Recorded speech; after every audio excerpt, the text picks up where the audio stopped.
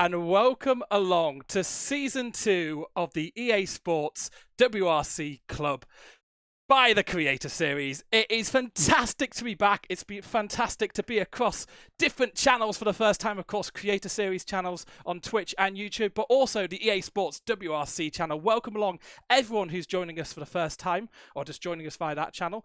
We will talk you through what this event entails very, very soon. But first, some introductions. I am Gareth Allen. Today, I'm joined by the wonderful John Isamusing Harris. How are you doing? I'm doing all right, thank you. And yourself? Yeah, fantastic. Yeah, just a few last-minute issues before we went live, but you know, nothing like a few last-minute tech issues to get you in the mood. Hey, John. Hey, the WRC is one of the most complicated motorsport events in real life, so technical issues are part of the production, as they say. Part of the entertainment. Absolutely. So, right, okay. If you've not seen this club before, what this is in the EA Sports WRC, you have the clubs feature. We have an EA Sports Creator Series club where we pick out some of the best creators from the WRC scene and from further afield to take part and battle it live out on stream tonight and for the next 8 weeks, right? But also, you guys can get involved. You guys can run the exact same rallies. They're open all week up to the start of the stream, and indeed a few hours after. I believe it will reset tomorrow morning, and you can join us, I believe, in the EA Sports WRC channel. It's pinned in chat. Elsewhere you can put exclamation mark WRC to get involved, join our discords, join the community, and you can really fight it out and duke it out against our creators. And actually, I can show you what the standings were for the first ever season of the EA Sports Creator Series WRC Club. And it was Punju who magnificently beat you to the title, John. Indeed, I'm keeping my reputation of finishing P2 of every championship that I do. You know, consistency is key, although at some point I would like to win something, maybe. You are... But Punju, I must say, Punju had just the perfect season, just the consistency, the pace, and just keeping level-headed when other drivers didn't. And, you know, a bit like in real WRC, consistency pays, and just not crashing sometimes can get you enough to get a championship. Punju, however, did a lot more than that, that's for sure. Yeah, I mean, he was fabulously consistent, and he also maybe cooked the books as well, not allowing in some of your previous scores. But yeah, it was Dirk Chocolate in third, Aerotech fourth. He was a fantastic reserve for the series. Patterson in fifth, Riff Blondie was superb in sixth, seventh was Meraki, eighth is Ambient Mike, and ninth, look at that, I somehow made the scoreboard at the end. That's how scuffed some of those results were. And B-Roy in 10th position. So, you know, if I can make it onto this scoreboard, everyone should get involved, because I think I only made it to the end of a few stages. Most of them end up in misery for me. Indeed, practicing for this week, I ended up lasting 2 stages, which is quite fantastic. Isamusing, have you been able to have a run yet? I hope to be doing my run sometime this evening, actually. This is one of possibly the most difficult choices, because we've got the fastest car class through the corners anyway. The WRC 2017 to 2021 class, where we have the Ford Fiesta and the Polo WRC. And then we've got Corsica as well, which is one of the fastest tarmac rallies through the corners, because there are so many of them, and you've just got to keep it, well, flat out and hope for the best, I guess. It is a really, really tough combination, and it's not one that we've picked ourselves. In fact, we put a vote out there saying, you know, what track combination do you guys want? And you have all picked, you know, not a good route. Let's say that we could have some DNFs, we could have some serious damage. I expect to see radiator damage symbols and engine damage symbols floating around today, certainly in the bottom right hand corner of our screens. We do have Punju up first. He's going to be taking us away and starting, as is tradition, the person who wins the championship will kick us off for our first event here at Corsica, on the island of Corsica, underneath the mountain of Monte Cinco. And yeah, it's gonna be fast and flying. But we start off in a little bit of a village section, don't we? Which is going to be very tight and technical. Indeed, indeed. Many opportunities to damage the car or get some, especially aerodynamic damage. I don't, with these cars, the aerodynamic damage is almost like a Formula One car. If you get a bit of front aero, you've just got understeer all over the place. So actually keeping it clean and avoiding the rocks may actually be a winning strategy here. Yeah, in terms of the flat out section afterwards, yeah, you've just got to have supreme confidence. But in the village section at the start here, it's going to be a case of don't destroy the car in the first corners, because you can't win the rally on the first stage, but you can definitely lose it, that's for sure. Yeah, so first stage is going to be, I think it's not too long a stage, 8.5 kilometers. I think you're quite good at French, aren't you, John? I'm guessing. You say you're a semi-French streamer, right? You're yeah, I have done some streams in French. Right, okay. Not French heritage, but I do live in France, so right. Yes, my French. I'd like to think at least that my French is semi-good. Let's put it that way. My French. I'm going to pronounce this Pogolia, but that sounds like a very British way of pronouncing it. It's more of Italian names, would you believe, in Corsica. It was a long time Italian, if I remember correctly. I'm not that good on the history of that, but definitely a lot more Italian-esque names. So probably an Italian pronunciation would be better for that. Corsican dialect is actually a mix between French and Italian. I'm sure a lot of people will correct me on that, but it's an oversimplification of that, as we see Punju ready to get going. Here we go. Revs building up, the light sequence starting. Season 2 is about to get underway. I can't wait for this.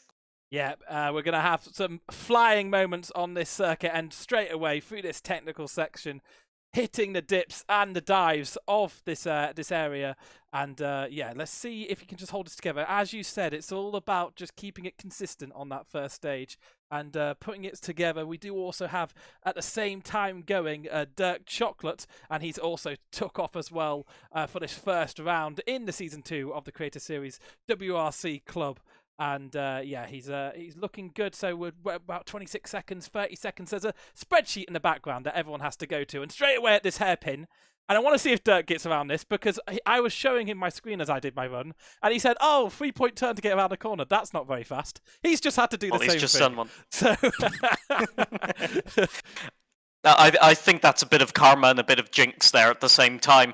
It's always, as we go straight into the wall as well on the outside there. Very inconspicuous corner there with a bit of off camber and tricky braking. That corner tightens just as you hit the apex, and I've done that many, many times. Wait, no, I've never made a mistake into there. Correction.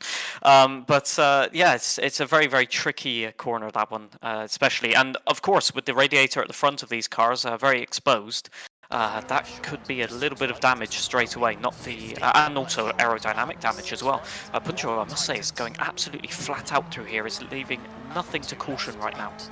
Yeah, I mean, Punju said this is the one stage and place that he's never actually played on the game. Of course, Storereed, of course, won the championship last time out. But yeah, just never been able to get his head down and actually practice this set of stages. So this is really going to be a voyage into the unknown for him. I think it's going to be a voyage into the unknown for many of our creators out there as he heads through the second sector now, and it gets out of that town section and really starts to straighten up, and you have a lot of flying corners, 4 lefts, 4 rights, and the occasional tightening of like a 2 right here that we're getting here, which is just keeps you on your toes, really. You need to be really aware of your pace notes. Yes, well, as the pace notes would say, it gets faster now. And definitely with all of these blind crests and the camber of the road being really, really tricky here as well. As soon as you get a wheel onto the dirt, you basically lose your grip entirely. Now, one of the most important aspects of these cars is the brake balance. Sometimes you want to put the brake balance a bit towards the rear. However, with Corsica, there is no runoff. Most of the time you're going to go straight down the cliff or into the rocks that you can see there. And sometimes you want to play it a bit more cautious and put the brake balance right to the front so that at least if you lock the wheels, you're not spinning off. Yeah, absolutely. So we're going to go full screen with Dirk now, who is yeah, battling through this stage. And I mean, you're talking about setup there. I had an idea before the stream. Why didn't we just get everyone to set every single property all the way to the right? What would you envision going wrong there? Everything, and indeed everything. So some of the settings that I can think of would be the suspension being, well, no suspension basically, just as stiff as a Formula 1 car. Now, I can see a few problems, namely the bumps and the rocks on the side, which could just send you flying basically. The other thing being, these cars are heavily reliant on underfloor downforce and, well, everything to do with aerodynamics really. So setting the ride height to the maximum would indeed make them drive, well, like a boat, I guess. I love how you humour me with that silly comment. Oh, that, Dirk's off. That's a big moment. Is he going to get the... Oh, be careful, be careful. Don't try and drive up, just reset.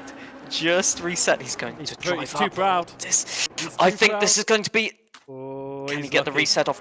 He is under the 10km/h limit to reset. I cannot believe how much luck we've just witnessed. Incredible. He does have radiator damage, however, so that might be a little bit problematic. But we have just witnessed coming so close to a DNF without actually DNFing right there. Incredible stuff.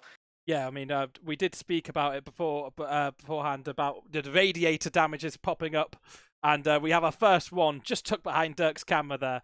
Yeah, I mean, we do have shorter stages this season. If you're joining us back again, welcome back, of course. Thank you very much for staying with us as we begin Season 2. We do have shorter rallies, I should say, about maybe 80%, 70% distance that we previously did. So that gives people, less time to actually have to sit there and pick up damage. But as well as that, we've got some quite consistent times with damage repairs and different service areas being open. The next one being after Stage 2, but Stage 2 is going to be our mammoth stage, indeed. Ponte, the full 28.6 kilometers of it. So any damage he's picked up is going to have to be sustained through that. We do have Punju. He's finished on the left, and it looks like he's picked up a decent time there.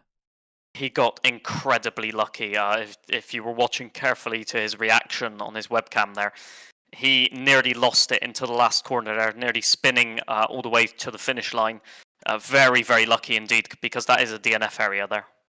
Well, that's interesting to note. We also have two very, very quick drivers. Vlembar, our Creator Series standings winner inside the club, and EXA Kamakazi, someone who's won before, of course, winning back in Sweden back in round 2 of the Creator Series club. So he's very, very quick. Of course, people from that kind of esports side of the community, and Kamakazi already watching through his rally there, and Vlembar on the left, a 44.33 for him. So very decently quick there. I think they could be setting the standard throughout this stream.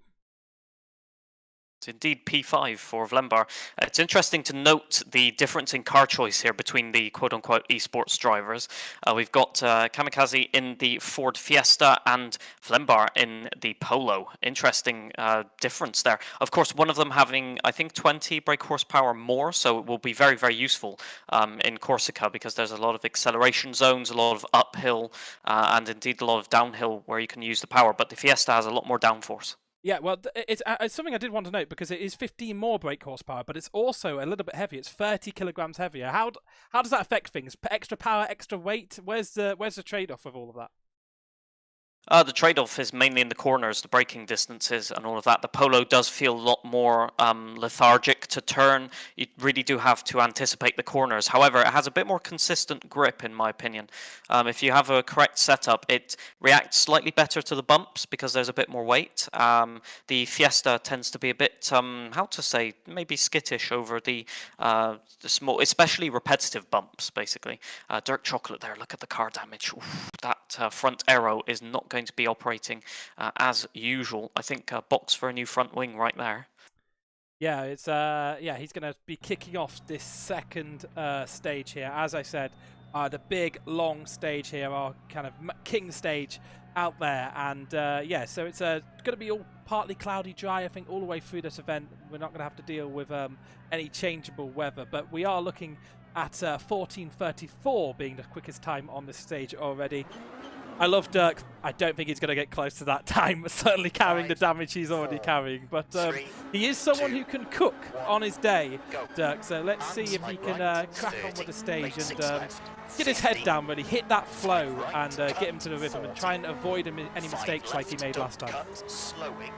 Yeah, indeed, the start of this stage is actually very, very fast. So you've got a few hairpins here to start off with, but then it goes into at least 4th gear, if not above corners, a couple of chicanes, and then you get into the really like valley driving, where it's more 3rd gear, 2nd gear even sometimes in the corners. So the difficulty with this rally is just keeping it on the road effectively, because it's the rally of 10,000 corners, as they call it in French, and there's a reason they call it that way. As you can see, there's just corner after corner after corner, and you just have to listen to the pace notes.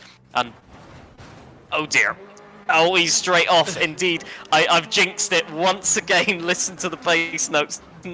I thought Season 2 was going to be a bit different, but apparently not. Same old, same old. He's got back on the road again. That's twice lucky. Unfortunately, luck does run out at some point, but I hope not for Dirk anyway. Yeah, just pushing his luck too much there. Not getting in that rhythm like I said, he needs to. And usually when you make a mistake, the biggest thing is just to pick your head up and try and move forward. Do better. Don't dwell on the past mistake, because that's easily when you can just do something a bit silly in future. But quite interesting with Dirk's setup, he doesn't actually have the pace notes on screen. It's all only through audio. So that's an extra little bit of prowess there from Dirk, to be honest, to be able to do that. It's a little bit more realistic. Of course, you don't have any kind of VR simulation in real life popping up on your windscreen. But, you know, it means that it's just easier to get caught out by those notes, and so important for him to be listening to those notes being called. I know some drivers, however, that would say that having the pace notes on screen can be very distracting. And if you're mid-corner and suddenly a red pace note appears on screen, you have a tendency to look at that rather than the road, and especially on a rally like this where there's so many corners one after the other. Sometimes it can be visually distracting when you're trying to spot the apex, spot where the danger is, the rocks, etc. So it's driver preference, I think, as we go into this flat-out section, 6th gear, all the way through here, and there's a chicane at some point, and also a bridge. I know that's coming up, that's for sure. We'll have to wait and see whether he spots those. Here comes the chicane, left entry. Hay bales are often something that I get caught up in. I just go flat out into them, not realise they're there until last minute. I'm definitely someone who needs the visual cue on. I need that big red box saying slow down, checking your speed, something's about to happen. Because otherwise I just kind of get in my own zone and end up capitulating my day and falling off the road. Yes, well, Corsica is one of the rallies where I tend to fall foul as well to the differing tempos and maybe mistakes. As once again I say mistakes, and Dirk nearly throws it off the road again. I've got to say, stop saying the word mistake, maybe that'll help. But it's definitely tricky once you make a mistake. You've got to keep the tempo up, because some of these corners have either tighten or open, and if you're second guessing your entry into the corner, you can actually create 2 corners in one and start accelerating mid-corner and just go straight off the road. So as Punju making a mistake on the bridge there, nearly Austin Powersing it there. That was lucky as well. Everything kicking off right now, and Dirk Chocolate's off the road once again, has got stuck on some sort of rock. I would not move from there, just press the reset. Will he be able to get back on? He's very proud. He always tries to get back on the road. And only a 7-second penalty, that's not too bad. But he's probably cost himself maybe 5 seconds, 6 seconds by just not immediately reflexing for it. There goes his bonnet. He doesn't need that anymore. Lucky for him, it didn't stay on for that long. Sometimes it can pop up and really block your view. So yeah, luckily that was discarded straight away, but just a sign of how much damage that front end has picked up through the opening 2 stages here. Indeed, indeed, and at the same time Punju was off the road as well, managed to drive back on the road, but they're playing with fire indeed, that's for sure. And as Punju again off the road, my days, he's got a puncture as well. That is disastrous. Yeah, that is a puncture for him, and he's going to try and march on here through this stage. I think indeed he has repaired it. Oh, he has repaired that. Okay, okay. Yeah, it does look quite there's no way you're turning into a corner that quickly if you hadn't repaired it. But Punju I think doing the right thing there. This is a very long stage here, and the worst thing you can do when you pick up that kind of damage is really compound it by getting more damage when you should have just fixed a puncture and, you know, preserve your car, get to the end, be in the fight, and try not to fall off at the worst time and pick up a 20-minute penalty, 25-minute penalty for having to kind of retire your car and then return it to the next stage. You're okay driving for about 2 or 3 sectors at most on a punctured tire before it completely delaminates and is on the rim. Once you're on the rim, you have absolutely no grip. And Mr. Kamakazi is off the road. He's retired. Is that a DNF? That is a DNF. That is a DNF. Oh, no. Incredible. One of the favourites to sort of lead this event, maybe even win it, is DNF'd on the first leg of the rally. I cannot quite believe it. Yeah, he's disappointed, shaking his head. Somewhat understandably there, but yeah, he's come into this one quite late, a very late call-up actually. Within 2 hours before the broadcast actually went live, we plugged Kamakazi in and got him into the stream, so he's not had any time to practice. He's going in quite fresh here, and you can see that, you know, even the best make mistakes, and Kamakazi's going to have to really try and claw back time from a big penalty there.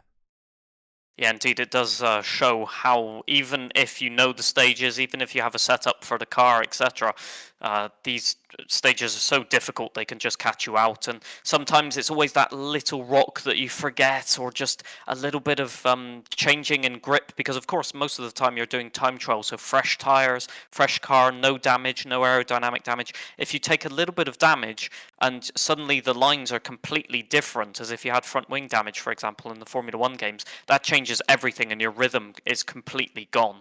So, I mean, valiant effort, considering he was such a late call-up, that's for sure. Yep, we can hear a bit of Dirk as well on our screens, so if anyone can hear that, then that's good for you. I don't know if I don't know if that's just on my side or your side as well, but yeah, you can't deny a little bit of Dirk. Dirk gets DNF'd as well. I failed to spot that. I was too busy looking at Kamakazi's screen, and he is DNF'd. I would love to see a replay of that, but I do not think we're going to get one here.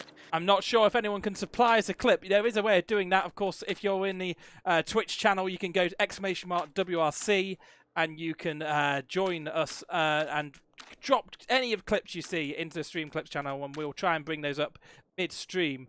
But yeah, it'd be interesting to see what happened to him. Maybe we could even go for an interview with him and try and get him to show us a replay. But he has gone past that screen now, so that's disappointing for him. He is indeed now preparing some parts and really, well, or at least trying to. Yeah, there is a chance with the amount of damage you pick up, you still can't return to the track because your car is in a dissatisfactory state, let's say.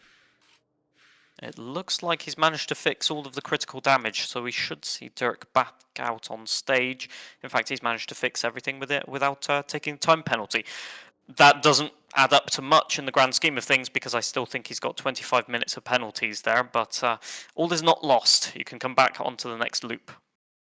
Yeah, certainly. So he's going to be having to go out and wait a little bit of time before his allotted time towards the next stage here, so he's a bit disappointing for him, let's just say that. And he's not the only one. Kamakazi, of course, falling into the same trap, but at least now he can recover and he can come back. Previous season, the club feature didn't have that ability to rejoin, so a lot of people caught out. I think actually one of our stages, round 7, which was Greece, only one of our drivers actually even made it to the end.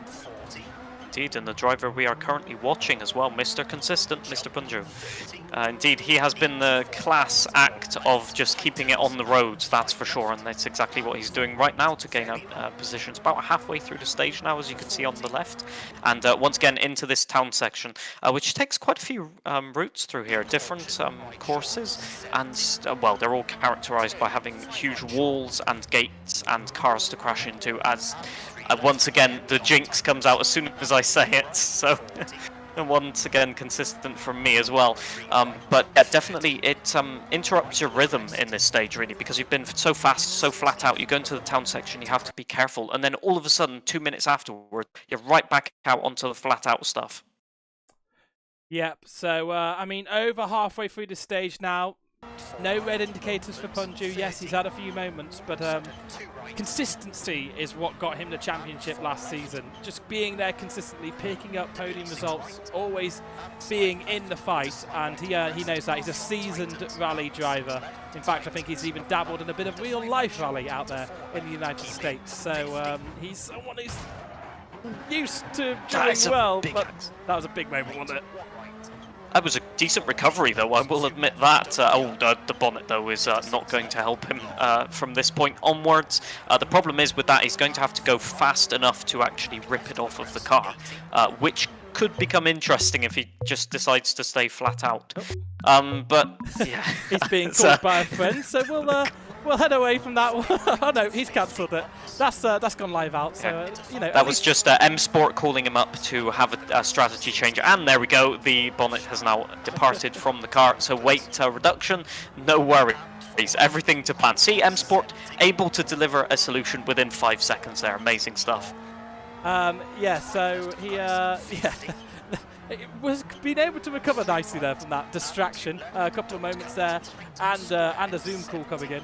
But yeah, being able to recover nicely, but still just clipping the outsides of the wall, just riding his luck a little bit. Again, this is our longest stage, so fatigue can start to set in, especially for someone like Punju, who's never actually ridden this stage before, driven this stage, or done any kind of practice on it. In fact, he's been fighting in the Nürburgring 24-hour over the weekend, so he's had his head well and truly out of the EA Sports WRC scene, and you know, he's just looking for you know, a good consistent result. A top 3, a top 4 would do him nicely here and get him some good points on the board as we start off this second season.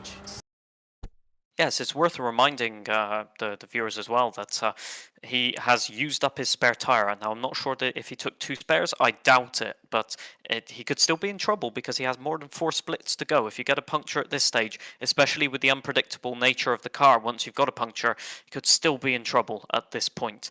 One person who's not in trouble yet is Vlembar, who's absolutely punching it through the stage at the moment, looking like he's driving flat out and having no problems whatsoever. Vlembar, I think, winner of 2 separate events last season, if I'm not mistaken. Yeah, certainly the first event, but all the way back at Rally Finland he picked up, and I think maybe even the final event as well. He picked up a good result as well. So Vlembar is yeah, super quick out there. Was it that, or was it Rally Kenya? I can't quite remember, but he has won multiple times. Rally Kenya was me. Oh, Rally Kenya was you, of course it was. Yeah, coming in and asserting your dominance straight away. Did you practice much for Rally Kenya, or did you just come out and just hit the ropes and give everyone a schooling? Well, I don't know what it is about the Group B cars. Oh, Punju's off. I just saw him go off as soon as I started talking, and he's going to go right back. That is an amazing recovery. Oh, he's not done it quite yet. He was just about to recover it, and then you need to go full left with the steering lock to recover. I think he's going to be able to get back on the road. And there he goes. Good recovery. Honestly, 10 out of 10 for that. No, he's still not back on the road. Still going. The longest crash we've possibly ever seen here. And still going along the bank. Now, be very careful here. You might want to reset here, Punju. Yeah. No, he's back on the stage. There we go. 10 out of 10. Honestly, that is the most amazing recovery I've ever seen. Just down the bank, up the other side, use the momentum to carry on. Perfect. Job done. Easy. As they do. He's got a bit of a reputation as a reset merchant, hasn't he? Certainly through last season, maybe abusing the reset to track issue where you could reset to track mid-air. Of course, that's changed between this season and last season. You now have to be below 5 miles an hour, I believe, to be able to reset, and with all 4 wheels on the ground. But him showing that he can drive a little bit of honour out there, and Punju will be clipping that one, I'm sure, for future days. Whenever someone says you're a reset merchant, he will be showing you that exact clip where he battled to get back on the road. It probably cost him time overall, but it always feels good when you can make a recovery like that. Exchanging time for style points. You know, honestly, I can respect that. That's a pretty good choice right there. But yeah, this event really does favour sort of the smooth, consistent driving style. Punju's got that sort of locked in. A few mistakes, obviously, but this is one of the rallies that provokes mistakes like that, just misjudging the corner. But in general, in real life, this rally is just one of dominance from a few drivers. You have 2 drivers, Bernard Darniche, who won it 6 times, and Didier Auriol winning it 6 times as well. Sebastian Loeb winning it 4 times, one of the few records that he doesn't have. And this event actually is just one of outlying results. It's one of the events, one of the very few events that was won outright by a front-wheel drive car in modern times, the F2 kit car Citroën Zara. Driven by Filip Pogalski in 1999, one of the events that caused scandal really and led to the F2 kit cars being essentially phased out. And some bizarre incidents, for example, with one of the cars that we have today in 2019, when Elfyn Evans got a puncture on the last stage. In fact, one of nearly the last corner, and lost by a few seconds to Thierry Neuville. So this whole event is not over until the very last stage. In fact, the very last corner. Yeah, I think he ended up third on that day, didn't he? After that moment, so I didn't realise quite how late in the day it was that he picked up that issue. But you have to get the car to the end. You have to finish to pick up the big points. And that was obviously a hard day for him to pick up that puncture and lose out on the win so cruelly at the end. But out there in a moment, so a little recap so far. We have Vlembar and Punju still out there completing the second stage. By completing it, Punju is taking the option of rolling over. So that's interesting from him. He's struggled out there, now got radiator damage. And has a puncture. Does he have a puncture? And has a puncture. Okay. I'm not sure if the service area is next stage, but that is indeed another puncture and 1 sector to go. Right, okay, so that's going to be difficult for him. He's again just hitting another moment. He's got big issues here. I don't think I've ever seen Punju carrying so much damage, and I think that really just to show that he's really struggling out there. Dirk Chocolate, Kamakazi, they're both yet to go and complete their stage. I think Dirk Chocolate's looking at the time and thinking, I can get going now. Punches off the road. I think that might be it. I think that is indeed a DNF. He's going to go into the river there, taking a nice dip, and it's a reset penalty. Again, very lucky. But the car, at least if the radiator is overheating, which it has been doing for quite a while now, it got a brief top up with water there. There are some positives to take into here, at least. The electronics won't like it, but we'll gloss over that part. Every cloud. Punju's just really struggling out there completely. 18 minutes, 29 seconds, 30 seconds he's been out there on this stage, and I'm sure we'll be able to get a little bit of an interview with him afterwards. 13:50 for Vlembar on the right, and they're almost at the same point on the stage. So that shows the golfing class between the two drivers, and they're almost exactly the same moment. Indeed they are, but Vlembar has now overtook him out there on track because he's got a car that is indeed intact. Yes, indeed, so important on tarmac rallies. On gravel rallies, you can compensate the damage and try and just get through. It won't be so apparent in the handling of the car, but on tarmac, where everything's so finely tuned and the limit is so near all the time, a tiny bit of damage can make so much of a difference. So Vlembar keeping it nice and clean and across the line, and that is a demonstration of excellence right there. I wouldn't be surprised if that is the fastest time on that stage. Yeah, well, I think it's not too far away. In my notes, indeed, it's a 14:34. That's the fastest, and there we are. 14:34. 1/10. He's 1/10 behind, and 1/10 of a second. That's incredibly close. That shows the kind of closeness of competition at the top of this rally event. And have a look at the gap to P3, however, 16 seconds and then 22 seconds to P4. The top two are just in a class of their own. They are gone, vanished into the distance. This has become effectively a 2-horse race if nobody makes a mistake now. That is incredible pace. Yeah, absolutely. Tristan has actually led quite a lot of those stages. And Vlembar, I believe, out there in the Polo, is the only person of our creators to pick that Polo, and no non-Fiesta has actually won a stage so far in the club. So the Fiesta clearly being the meta here, but Vlembar picking up that challenge, picking a manufacturer from his own area and land, and going for it. But very nice stuff there from Vlembar, and I hope he can crack on here really, and he certainly will be way ahead of a couple of the rivals, Dirk and, of course, Kamakazi having moments out there. But Punju, 5 minutes behind that. I don't think they're going to be in the same race today here. Obviously with the punctures and a Christmas tree of damage there, it must be said. Now it's all about survival, that's for sure. This is rough because obviously damage compounds. So if you get more damage and you can't fix it all the time, it makes the driving worse. So you make more mistakes, so you get more damage. It's just a spiral downwards, basically. Yep. So Punju out there fixing his cars. We can just check in with him, see what he's doing. Forced induction, radiator being replaced. What are you prioritizing with how this is set at the moment? Do you ever look at it and it's this bad? Do you ever get into a situation where it's this bad, John? I can neither confirm nor deny those suppositions. But if perchance it did get this bad, I would definitely use the radiator repair for sure. Anything to do with the lights and the suspension, especially on tarmac rallies, you want to repair. It depends on the stages, really. Sometimes if you don't have any night stages, you can forego the lights, and as you can see, the tires are absolutely shot there. I think Punju actually made a mistake there going onto the medium tires I just briefly saw, because definitely on that 26-kilometer stage, you want hard tires, most definitely. So maybe that carried a lot of weight in the mistake making there. Yeah, well, he's about to hit the third stage, Mediterraneo, and I've probably completely destroyed that. Apologies to anyone from the island of Corsica for butchering your Italian-French hybrid language.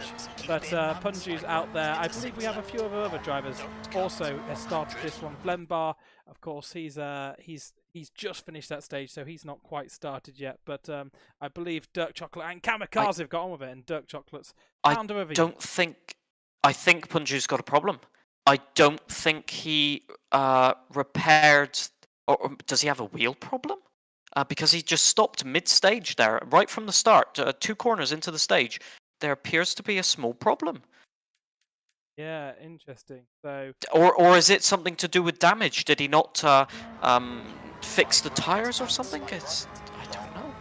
yeah. Let's see, he's back to normal pace now. Everything seems fine. There's no puncture, definitely not. But is there a small hindrance right now in either the hardware or in something selected? Car looks like it's driving fine, so everything, he's definitely motoring, that's for sure. Hopefully he changed his tires. Yeah, it's all a bit of a mystery right now for us. I'm not going to lie, we don't have much more information than you have at home. I'm sure he will be able to jump in and tell us. We could even maybe pull Dirk in. Oh, Punju's had another moment. Yeah, he's really just struggling out there, really. That's all you can say. Indeed, indeed. Interesting to note that Valembar took the hard tires and they were only slightly worn. So definitely the hard tires, the correct tire choice for that first opening loop. I've got to write that down somewhere. But yeah, definitely Punju not having the best of times out there, but it can be so difficult once you've made a mistake. I've said this multiple times now on this series, that once you make a mistake it can just roll into other ones because you start second guessing, and especially on a rally like this where you don't have time to think about what's going on, and you just have to follow the notes and hope that you can keep up, really. Sometimes also with the rocks, it can blend in the side of the road with the faraway rocks in the distance, and you can not spot the apex. There's so many things that can go wrong on this rally, and it's why there have been some, well, tragic and indeed horrific accidents on this rally. One of the reasons why sometimes there are quite a few gaps in real life between events being hosted here, but the speed, the thrill of the chase, and indeed the difficulty of this rally mean that we always come back to it at some point. Yeah, I tell you what we're going to do. We're going to go pull in our man Dirk and asking how his day is going. Dirk Chocolate, you're live on the broadcast. How is your day going so far? We're just watching along on your stream, and you flirted with the edge of that corner there for a second. Was that stage 3 for you? That was stage 3, and I finished it in the most impressive style I think I could have finished it. Honestly, no flaws whatsoever. It's just been pinpoint perfect so far for me. Slash sarcasm. There was a little bit of a moment on stage 2. When I say a little bit of a moment, you had to retire from that stage? I did have to retire from that stage because I didn't do a Punju and reset fast enough. I haven't learnt the skill quite yet. I just didn't realize how brutal it was at just retiring you now. Like look at the driving here. It's been brilliant, and then it's the slight mistakes are so harsh, dude. Oh. Do you think is making you make those mistakes? Is it the braking, the cornering, just the sheer speed? What do you think is the main problem? I just don't. I think I'm over anticipating the corner, my cornering speed, because some corners I'm fine. I think in the low speeds is where it's like here. Look here. Oh, I got lucky with it. It's the low speeds. The low speed. I'm not anticipating the understeer enough, and it's like just edging a bit too far away for me to catch again, and then it goes into a ditch. Otherwise, I feel great for the most part. You enjoying the Fiesta? Good pick. I've owned the Fiesta. I love this car. It's a little bit of different spec to this one, though. Let's I'd say it's the same spec personally. It depends how you look at it. With eyes, I'm looking at it with. It's just hard. It's just so brutal. It's so brutal. Let me see if I can find where I made my mistake. Hold on. You know what they say? Any car is a rally car if you try hard Any enough. car is a rally car, exactly. There it is. Look at this absolute nonsense of a mistake. They're coming around the right hand. What do you do? Do you clip the inside, or you just leave? Yeah, just. No. It looks like the corner tightened on past the apex, and you just carried on the racing line, but the road ran out at some point, and once you're, as I know all too well, I mean, no, I definitely haven't crashed on this rally before, no. But if I did, the road just runs out, and then you're on the gravel, and then on the grass, and once the outside tires are on the gravel, well, you're a passenger effectively. I was clutch kicking it to Kingdom Come just to try to get anything, any little bit of grip, like anything, and it just wasn't gripping up on anything. And I was just slowly. What my brain should have gone is reset, and I was like, no. You know, have you ever fallen over really slowly? That's what it felt like. Have you ever fallen over really slowly? Where you've had time to think, oh, this is going to hurt, or? Well, you've had to think. If I grab that thing, I'll be all right. And you, instead of doing that, you're like, you know what? I just accept this. I think you've got something superpower if you can slow down time whilst falling in your head. I usually fall over and think, how did that happen? I'm really, really clumsy. Yeah, I was about to say I didn't know quick time events existed. Yeah, you did. Here I was saved. I got saved by the thing there because I was like, oh, thank you. That's what you need on every corner where you're going to go off, and a nice pylon. That would be brilliant, actually, if we can do that. Well, yeah. I tell you what, we'll let you hit the next stage. So this is 2 stages you've retired from now. You didn't need to rub it in, but I'm just confirming. Because I only retired from 1 stage, but it kind of retired me from all of it. So, you know. I mean? So I've beaten you so far. You have beaten me, indeed. Yeah, Dirk. That's It's not often he does, which is surprising. So after the commentator's curse, we have the commentator's emotional damage. Right, got it. Look, I think beating me is a very low bar. I think that should be the bare minimum. A win's a win. A win's a win. I'll take it. I don't care. Well, we'll let you go. We'll let you go attack stage 4 and probably DNF again. And speak to you again soon. Speak to you in a minute, dude. We can also go over to Punju, who I believe is unmuted. Hello, Punju. How are you doing today? Not as great as usual, let's just say. Nope, but you know what? That is how life goes sometimes. And last stage was awesomely fun. I can't even lie. It was incredible. Yeah, I mean, the big mammoth stage, it was, testing. We saw you have to take a lot of pairs. Stage 3, you feel like you just hit the rhythm a lot better there. Yeah, a lot better. I actually, last I have a silly channel points redemption where I let people change my wheels between the Formula and my normal WRC rim, and somebody put me on the Formula rim for stage 3. We saw that because you stopped. And you I did. We did see that. We were wondering what it was. Some kind of wheel issue. It was, in a way. Yeah, it kind of was a wheel issue. It was the issue of I had to switch, and I gotta say thank you to Jolly for redeeming that, because I think that's the reason why I did so well. I was cooking in that city section. I was flying. So, it was fun. Are you sticking with the Formula wheel for the rest of the time, or have you gone back to that rally? I've gone back to the rally wheel because realism, but if this one goes downhill, we know what we're doing. Okay, so M Sport noted, you got to switch to Formula wheels now. Let's do it. The new exactly. Only for road rallies. I'm going to say only for road rallies. If this was dirt, this would have been the worst idea of my life. But I was like, hey, it's asphalt. I'm not slipping. I'm not, going opposite lock. I should be fine, And I was. I was actually using the paddles. Yeah, using the paddles as well really helped. So, yeah, it was surprisingly good. However, when we got to the hairpins, it was a little dicey. I did have to let go and rip the handbrake still. But outside of that, it was good. It was a lot of fun. What are you finding the most difficult at the moment? Because we've had quite a few mistakes from a few drivers, including, unfortunately, yourself. Yeah. So what's the hitching point? I think the big thing about this stage, so it's like I've driven every single stage in this game except for this event. For whatever reason, it's just the one I'd never really tried. So I'm like obviously learning as we go. The big thing that I've noticed about this stage is like track limits really make a difference here. The outsides, especially where it's like looks like it's small little rocks, those aren't small. They are giant boulders with the silhouette of a ghost. They are huge. And so those have gotten me caught out a couple times. It gave me a puncture on the behemoth, spun me out, kept me from getting back on the track, spun me out a second time, threw me off the track, all in one stage. So it seems like it's those little pebbles on the right side or left side of the cliffs that have really been getting me. So what I'm hearing from that is noted, stay on track. Understandable. That's some pretty good advice, to be fair.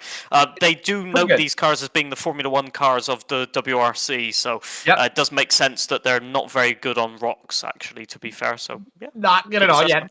Ride height is non-existent. Whenever the co-driver says don't cut, I always make it a point to cut that corner. And it's not worked out for me today, so, yeah, it's not been good. There's chance to recover, though. That there is. I like your optimism. Vlenbar, I heard, Kamakazi took a DNF to next day service. So, I mean, like, that's one down. Open goal. We just gotta hope that Vlenbar has one, and then it becomes possible again. Because I haven't reset to the next stage yet. Okay, so you're just wishing ill on your competitors. That's your new tactic. Absolutely. You know what? That's and I know that's great for your karma, so I'm gonna keep doing it. Last time I checked, you have to be a commentator to do that, but I'll try and make it happen anyway. Yes, please do. Please just watch them the whole time. Make sure you say, "Man, he's going really fast," a lot. So that would be great. That'd be really great. Thank you so much. Well, we'll let you head back on track, but it's been a pleasure having you in. I'm sure we'll get you in a little later on too. Thank you so much. Appreciate it.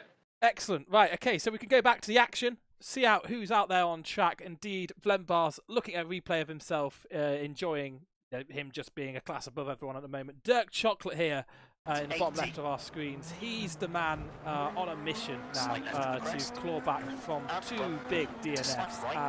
And we can say he's still going. He's focused up. And, this is looking better from Dirk. Indeed it is. Maybe just taking a few less kilometers per hour into the corners. It does make a huge difference with these cars. However, they're one of the few cars that if you drive them faster into the corner, you have more grip because of the aerodynamics. So confidence, a huge factor here. But there we are. When I said take a few kilometers into the corner, I didn't mean a few kilometers into the rocks, sadly. But then again, commentators curse there. And as Punju was saying, the rocks on the side of the course are deadly. There we go, a perfect demonstration, unfortunately for Dirk there. Yeah, really, yeah. He recovered okay. It didn't seem to take too much of a chunk out of his car, but there was quite a violent spin he was pitched into. So, not brilliant, but seemingly going in the right direction. Seemed like he has a puncture, so I think this could have been worse for him. You just have to chalk those ones off, and indeed, heading onwards onto stage towards the final sector of stage 4, I believe that is on. Stage 4, again, is a slightly short one. Is it a short one, actually? I don't think this is stage 4. This indeed. I think he's had to go to the next day, right? Or to the next server. Indeed, so he is a stage ahead Yeah. then, so this must be stage 5. Because he's missed out on Kamakazi. Not how to say it, but he's now on Serra di Kuzulia. Again, also not how to say it, but I'm very British and I can't help myself. So yeah, I'm very glad you're pronouncing it, not me. Good stuff. Look, if someone came along and told me how to do it, I would absolutely try. But I'm looking at text on an iPad and trying to interpret it with my limited understanding of how anyone else speaks in the world. It's nothing but picking them for myself. I won't lie. But yeah, I mean, Dirk's off the stage again. Just didn't brake in time for the corner, turned in as he was braking. I think he'll be able to get a reset going. Yes, indeed he will. But just miscalculating when to brake there, or misjudging the turning point of that corner, because just as soon as he started turning, just locked up, and a passenger from that point onwards just before the finish line as well, and off at the finish line, including there. So quite a difficult end to that stage, it must be said, but very, very lucky to not be another DNF there. Some small damage I can see. Yeah, a little bit of aero damage. That's not going to hurt you with the speeds these cars go up, right? No? Not at all, no. Only a 15-second penalty, though. He made it towards the end of the stage. Now he can go on to the 6th stage, which is Maria, and it's a similar length. So he has at least a little bit of time here to crack on with that. But a decent time. He got a good time on the board there. 15-second penalty. With the amount of penalties he has, I think he's just looking at getting into the end here and scoring some good points. So we do have 2 different championships going on. We have the RaceNet standings, of course, that's all plumbed in by EA Sports, and it's a fantastic tool to run clubs in. But we also have our own creator standings as well. That runs in the traditional FIA point system. Think Formula 1, their point style. We haven't gone with a new WRC style. I think there's the 2023 spec points, and there's also an extra 5 points for the final power stage at the end too. So yeah, all to play for, and those power stage points could rack up. So getting to the end and being able to be part of that is absolutely crucial. Yes, to be fair, I think most of the drivers are pushing every single stage anyway, so points per day or per leg are redundant here, that's for sure. But indeed, they will be pushing for those power stage points at the end, some of these drivers, because it's important to keep the consistency going and keeping the sort of the rhythm, because it can often happen if you back off for a couple of stages and then you try and push for the power stage, you just go off on turn 1 because you're just not used to the grip anymore, you're not used to fresh tires, etc, etc. Yep, someone in the Twitch chat has asked me if I can play Metallica on my guitars. If Rock Band 3, which is an EA game, so it all comes around, has Metallica on it, then I can certainly play it, because they're all actually Xbox 360 controllers. A little thing about my set that not many people realise, those guitars are not real. You've been bamboozled, my good sir. But yeah, here we are. Punju is on that big stage. So is Vlembar at the top. So is Kamakazi, indeed. Kamakazi, we should probably go on board with, as he's attacking this stage. We haven't had much Kamakazi time, have we? Because of that instant advert. Just attacking a little bridge section there, getting those 2 girded railings and heading on. I just love watching Kamakazi speed, because he's got a most amazing widescreen setup, which is just incredible. I once joked that he drove around on a log coach when he was, I think, slightly insulted because the setup he has got is truly the apple of any sim racer's eye. So fantastic setup, and he's just so committed. And of course, he did make that mistake. It's easy to make a mistake on of course you haven't practiced much on, and we've seen nearly everyone be caught out. Only Vlembar is taking it slow and steady, and by slow and steady I mean very, very quick and steady so far. So I think Vlembar's put some time into this. He's known he's been part of the broadcast for a while. Kamakazi's come in late, and yeah, setting this 20-kilometer stage on fire here. Yeah, Vlembar does seem to thrive in a live environment. He's done quite a few live events now, and he seems to be just absolutely electric every single time he goes into some sort of broadcast. So there are very few drivers that can actually get better in a high-pressure environment. He appears to be one of them, but Kamakazi, I would say a very, very rare mistake. I know he's a very, very fast driver. He's got the setup, sure, but he has the talents to back it up as well. and any event that I've participated against him, he has been a formidable rival, and he's showing it right now by blasting absolutely flat out between these buildings, and nearly clipping the wall there, taking every millimeter of stage you could possibly want from this. And as you can see, just so many difficulties here with rocks on the inside, with the bumps and the blind crests and hairpins. I think this has got to be the most complicated town section I've seen in a rally video game. Yeah, of course, heading towards the Ponte area at the moment on this run, 10-20 kilometre stage. All the stages kind of taking place across a similar strip of land, so you can see a little bit of reusability, and you can kind of start to learn parts, little bits of it if you've not raced it much before. I'm sure Kamakazi has had plenty of time on this rally before, though, being a seasoned WRC player, and certainly at that esports level. But look at that cliff on the left. You would not want to go flying off there, certainly. That would be certain danger for him, but yeah, flying along, and I'm just very, very impressed. To get your head back in the game after such a mistake, you kind of just have to know that 20 minutes is gone, you're not getting it back. But you've just got to be inclined to place yourself in a position. And, with Punju, he has made it through, but with the penalties he's picked up on those stages, I'm not ruling Kamakazi out of picking up that second spot here. Even if Punju doesn't suffer a fall off the cliff that leaves him in a position where he's got to pick up his pieces and go on to the next stage. Most definitely. Pace, even if you go off at some point, you can claw back that time. We've seen it in real life so many times, especially with Sebastian Loeb. So I wouldn't rule against it, to be honest. He's definitely going flat out right now. Oh, he's very, very close to the wall there. Just getting one wheel over the tarmac area onto the concrete bit on the outside there. Very, very lucky to get away with that. But then again, is it luck or is it skill? He seems to be judging these corners absolutely perfectly at the moment, and that's one of the things that if you do have a bad stage, you know that most is lost, so you can just push flat out and experiment, and all of that second guessing and general problems that happen with stress and high pressure, they go out the window. You can finally focus on driving and just pushing flat out, and if you have another crash, well, all was effectively lost before anyway, so just go for it. Yeah, so he's not quite on the pace-setting pace here. He's coming towards the flying finish. He's going to cut the time beam.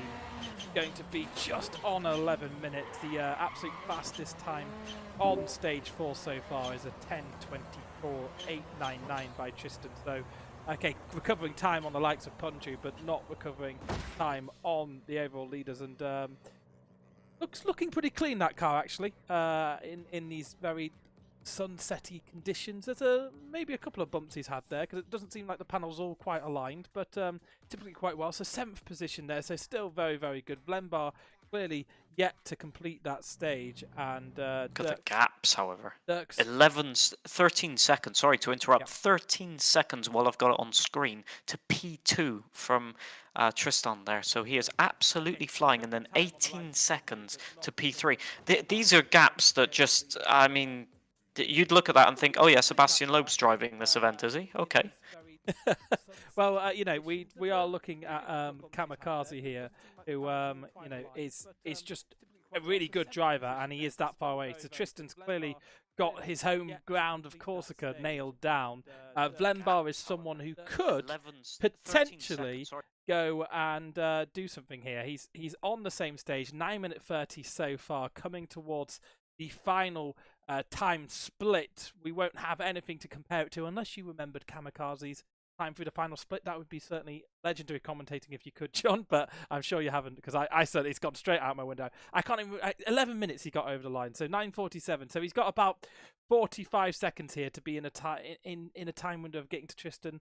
That's going to have to be a very quick final sector. I don't think he's going to be able to do it. I don't think that's going to be possible. I think it's maybe 1 minute and 10 seconds from crossing the last sector time normally, approximately. So I think it's going to be just short, but who knows? Pushing flat out, some of these sectors are completely flat out, like this 5th gear all the way down here. And indeed, I think those are the finishing. But this is going to be very close, actually. Very close.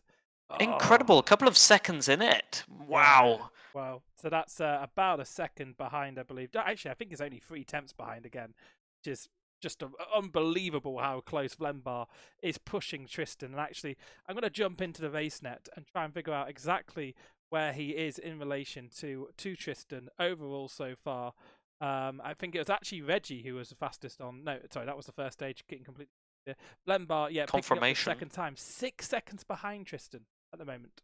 So yeah, confirmation there of the 0.3 of a second as well on screen. He's in a fight of picking up the overall lead, and not just the creator's lead that he has on screen, but indeed the overall. So we'll keep an eye on him definitely through these stages.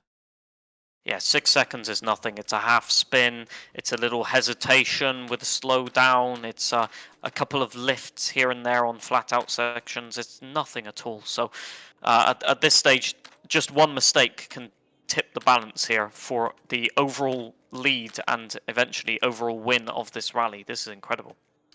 Yep, so Kamakazi going through, picking up some light damage, going over it, gaming the system a little bit here. He's hoping for a few quicker fixes, and there we are, under 40 minutes. Indeed. He probably could have got away with another fix there, right? Maybe? Yes. However, he has carried damage from his DNF for sure there. He had a lot of damage there for a car that looked okay on the outside. So obviously that's been slowing him down, and I wonder how much that has had an effect on his pace over the past 2 stages. You could probably But get hey, Kamikaze in for an interview if you want. Shall we bring him in? good. Yeah, there we are. Kamikaze, you're live on the EA Sports WRC broadcast. Not the perfect day for you so far, of course, having that terminal damage on stage 2. What happened there, first of all? What happened? Yeah, I forgot the Titans on the note. So when I got into the corner, I heard 3 right Titans, 3 right, etc. And I forgot the Titans. I opened up the steering and just slowly tipped over the edge and landed on the door. So we can't reset because of the new patch. So yeah, retired to the next day. Well, at least there's still a rally going on, to be fair. But now it seems that you're still pushing the limits, hoping maybe to get a few power stage points at least. Yeah, we can't give up. Yeah, 25 minutes behind, but it's just time. we can still have fun. Do you think Punju is catchable? Punju's not been as consistent as he normally is. He lost 5 minutes over stage 2 on some of the leaders, and of course you're not too far away from leaders page. You're a little bit behind on that stage 4 there, but that's probably because of the damage picked up. Do you think it's reasonable to be able to catch up with Punju, or would he have to make more mistakes for you to be able to catch up? I think the way the penalty system is, he had to make any mistakes or did a puncture on a long stage or something, because catch up 15 to 20 minutes is almost impossible if he's still on stage. So I think you need to do some retirement or something to catch him. And do you think you can win any stages out there? Of course, next stage, not too long. I think only 7 kilometers for that one. 3 minutes 36 is what you're looking out for to be leading the stage. Certainly over Tristan, who's set a time. Do you think any stage wins are possible here? As my strategy is no strategy. Strategy is no strategy. The stage win will be around the 2 last one, because I have some worn tires now, and I go for medium, hard, medium. So 2, 4, 2, I think. 2 on mediums, 6, 4 on hards, and the 2 last on mediums. So. Well, John, quick question, just the last one, if I may. Why the Ford? There's only 2 cars to choose from here, but is there a reason for that? I have no practice at all. I had 3 weeks off the game. You asked me 1.5 hours before the event starts to join, and I gladly say yes. So last time I was in the game was Ford, and the Ford automatically picked when you are too slow to pick a car. So yeah, why not? It's the default car. Yes. Thank you very much, Kamakazi, for joining so late. He is, ungodly, Kamakazi. Come in to set some of the speeds he's done with that little practice, you know, you can tell the talent you have. And I'm sure we'll be able to talk to you towards the end of this broadcast as well to see what kind of progress you can. Sure. No problem. Thank you. Excellent. Right. So, out there, who is out there at the moment? Punju's just come to the end of his stage. They're 31 seconds off the time, so not losing too much time on this stage 5. So this is the stage that Kamakazi's about to begin, and Vlembar has begun it at the bottom here. And I think Dirk's on a much later stage because it looks like it's the middle of the night for him. So he's just fighting his own battle in the future.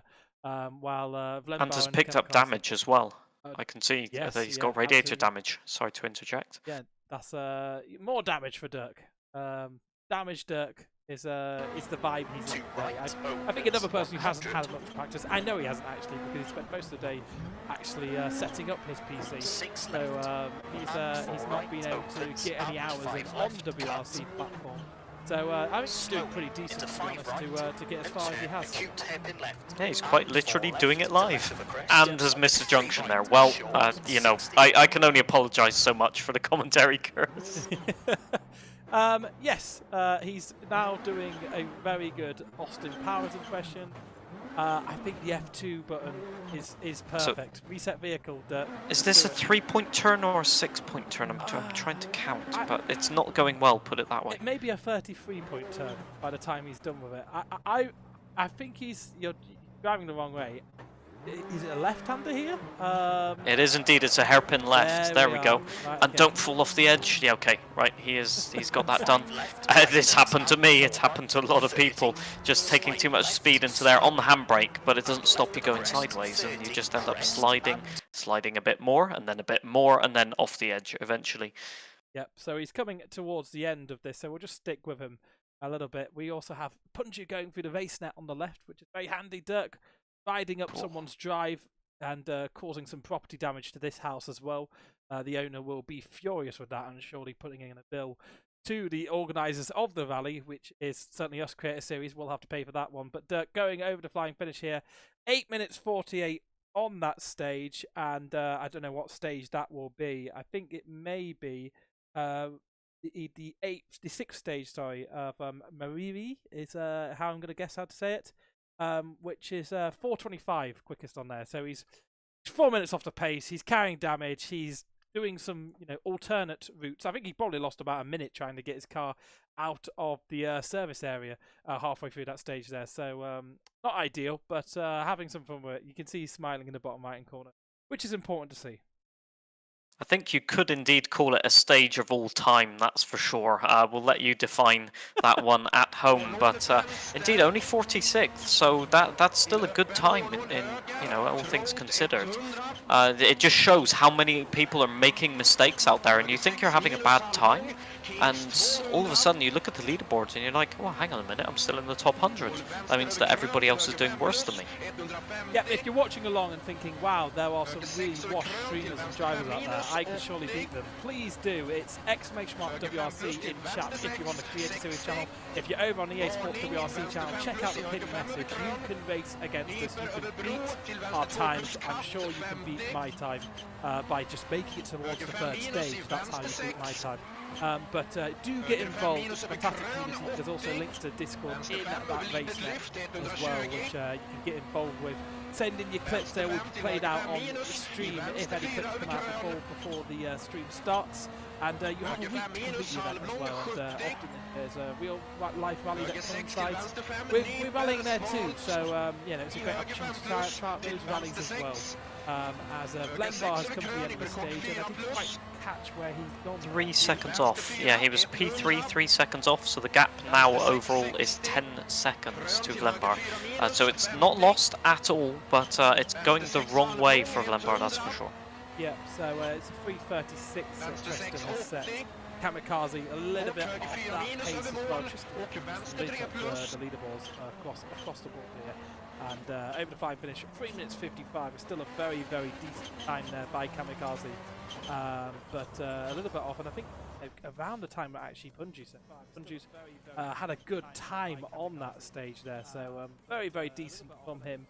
Let's see if anyone else has hit the track. Indeed, Punju is out there. Dirk's Dirk's looking at a replay. It always makes Dirk's- me nervous when Dirk's looking at a replay because it makes me think he may have DNF'd. But I do think he actually made it to the end of this one. It's yeah, I think so. I'm willing to go out on a limb there and say that he did make it to the end. Looking at the what I could see from the replay at the bottom, the bar, but who knows? Might be a DNF right towards the end. A few mistakes in there I did notice, but obviously Dirk is just trying to reach the finish line at this point.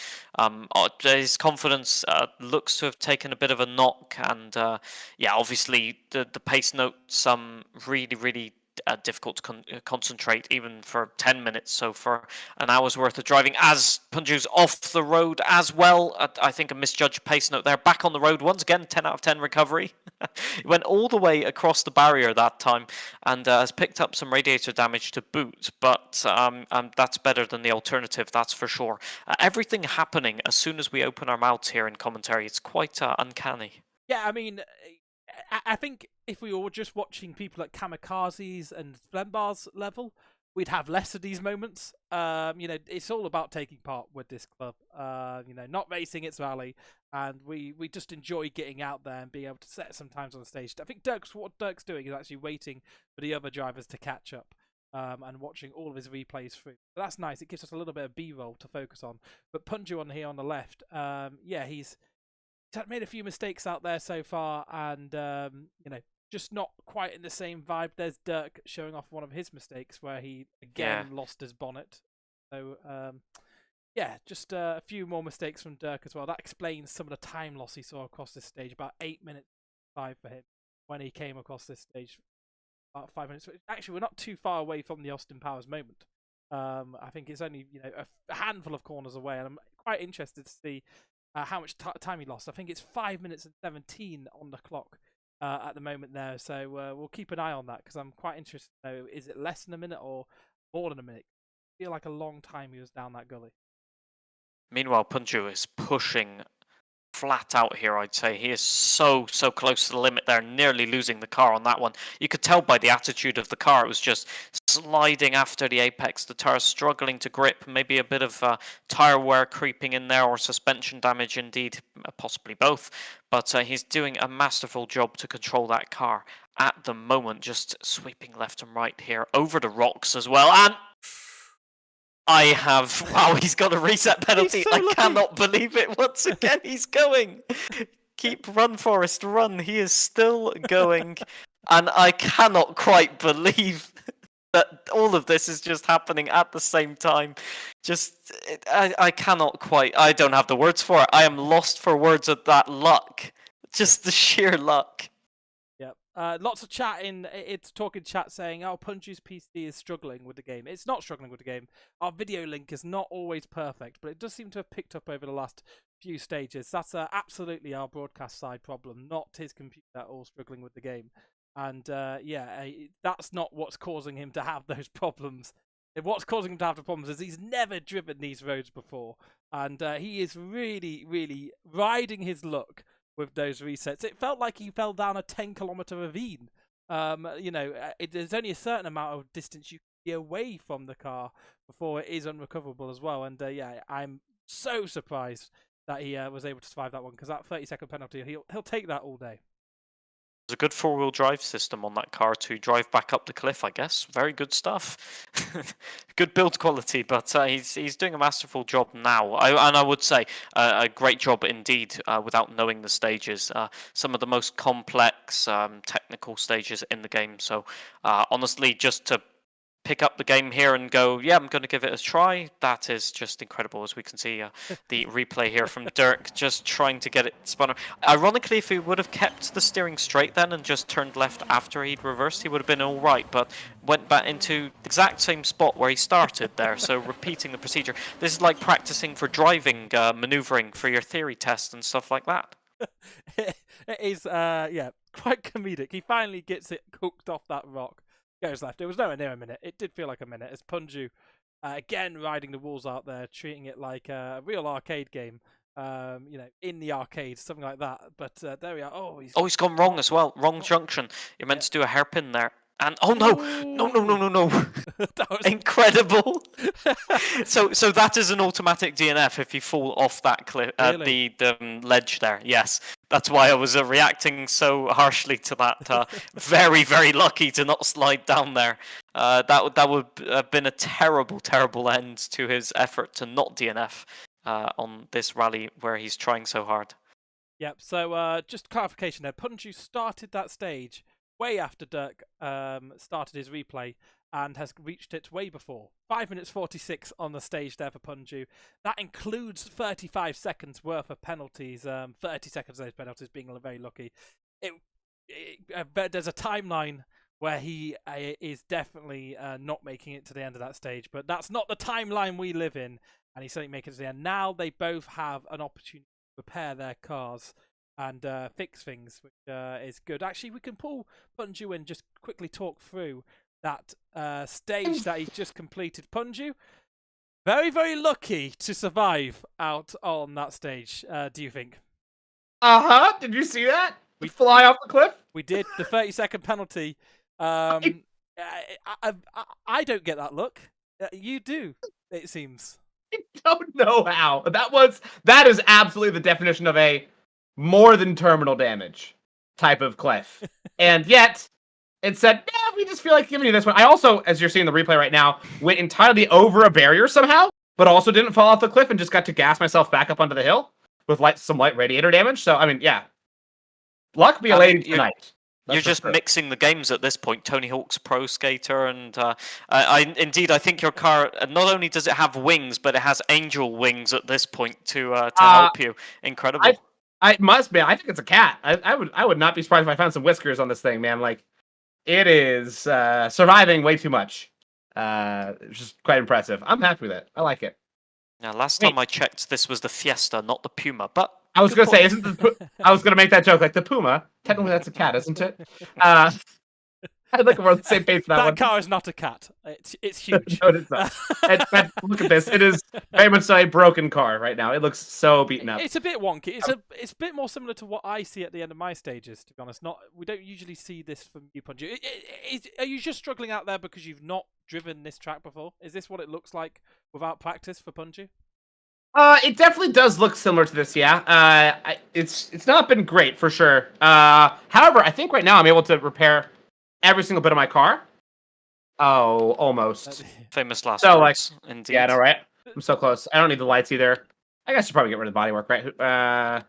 Is it not the oh no, you've just had it's sunrise next, isn't it? So you are fine. Yeah, lights, you get rid of them. Just take them off the car, save some weight. So that's the thing. I thought I didn't. I thought I had broken my lights, like broken them, and I didn't repair them last service. And then Dirk was like, "Oh, are you ready for the night stage?"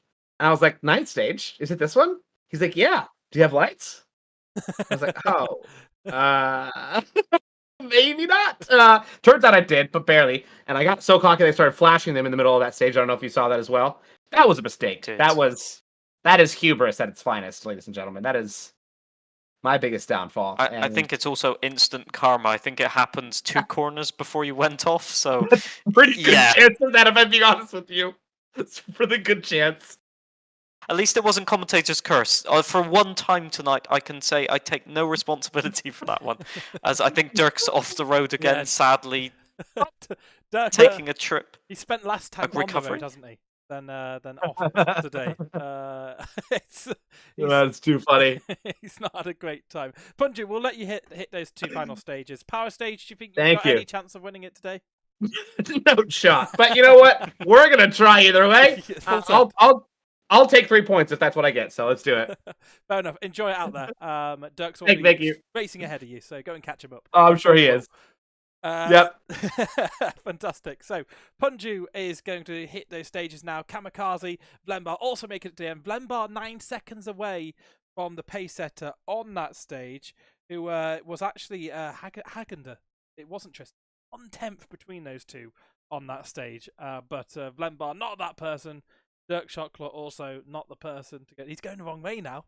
There we are. He Yeah, he smashed. just hit the rocks there, and it spun him round a complete 180, perfect 180. Sadly, not the best for stage time, but doesn't appear to have too much damage, no puncture, stuff like that. So very, very lucky to get away with that one. But it just proves how quickly an incident can happen here in Corsica. All of the dangers of a fast tarmac rally with the runoff of, well, a rally like Greece or something. It is the worst combo for making a mistake, effectively. Yeah, just running off the dirt there and almost losing it. Unsettled himself, luckily just able to get it back onto the track and going forward. Yeah, typically tarmac tyres do well on tarmac, not dirt.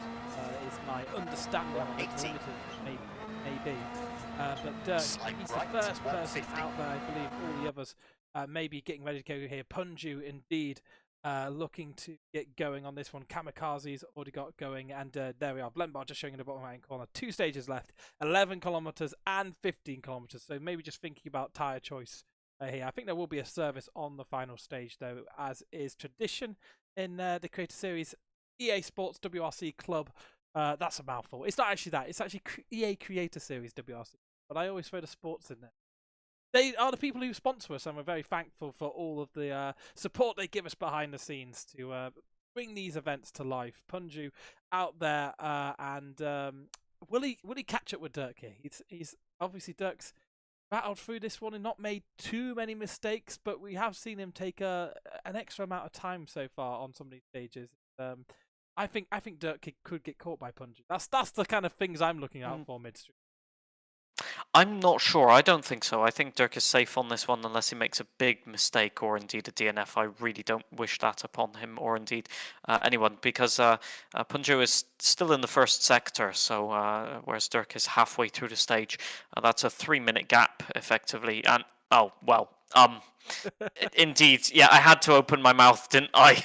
And off goes Dirk, and hopefully he can get the car reset. Just reset. Just reset. Please, just reset. Oh yeah, he's reached over to his keyboard. He's trying to get. Yeah. It has been known. This is one of the facts that I was going to mention. It has been known on the Rally Monte Carlo for some drivers to take, for example, 2 wet weather tyres to use on some of the stages of mixed conditions in the Monte Carlo, where there's also gravel on the track, because the wet tyres have grooves on them. They're not gravel tyre grooves, obviously, but they do actually provide a little bit more grip on a sandy, dusty or gravel surface where gravel may have been dragged onto the road. So it has happened actually where people have taken different tyres to actually gain a bit more grip because there is a dirty road surface. Interesting, very, very interesting. So just those grooves that are there for the wet to kind of stop aquaplaning actually dig into the gravel is what you... Indeed, yes, because obviously the dry tyres have next to no grooves. They do have a few grooves, but they're very shallow and they are literally designed for perfectly dry conditions. So obviously it's not the perfect strategy, and it's a really high gamble because the wet weather tyres, like a Formula 1 tyre, will overheat as soon as it's dry. So, and Dirk's off the road. That is a DNF. Oh, once again, just missed. I think it's the exact same corner where he hit the post 2 or 3 stages ago. This time he avoided the post. Unfortunately, that post also did not stop him from sliding down the cliff, and that is unfortunately another DNF. And yeah, you can see it on his face a little bit. He really wanted to finish that stage, and I think also that might be the end of the rally for him. Yeah, I presume there'd be a service stage on the final stage, but looking at my notes here, always trust your notes as a commentator. There's no service area, so they've gone through their final service area, and Dirk basically can't recover. So I think this is going to be a big fat DNF for him because he's not made it to the end. And yeah, this was one of the roles he took on earlier on, just travelling through foliage, trying to get back on and having to take a reset in the end anyway because he hit a pole. But yeah, just chucking it away off the edge of the circuit there. Look at this shot. Absolutely love this shot through the hairpin. And yeah, not maybe the perfect way to take the hairpin, but he just drive it through there and goes lower, and I absolutely love that shot on the off-board. But yeah, that's a big shame for Dirk. I'm sure he is able to actually join us for a quick conversation now. Dirk, third time's the charm when it comes to terminal damage due to unrecoverable car. That's ended your day. Are you looking actually pretty good out there overall? Before we gave you a little bit of a curse in the com box. I hate this combo. I just hate it. Do you know who picked it? It's the fans picked it. The fans are wrong. Whoever said the customer's always right is wrong. They're not. They're not right. Oh. It did seem like quite a brutal combo. The fastest cars on the I think you said, John, earlier that it's probably the hardest rally. I would say so. Definitely a tarmac rally. You want at least a little bit of runoff area on the tarmac rally. And Runoff area is a cliff. yeah, I was going to say the runoff area is thin air, but yeah, that also works. But have you had fun? Ah! No! No! Oh, I'm so frustrated. I mean, I'm so frustrated. how much practice did you put in? That's not the point. That's a technicality to the question.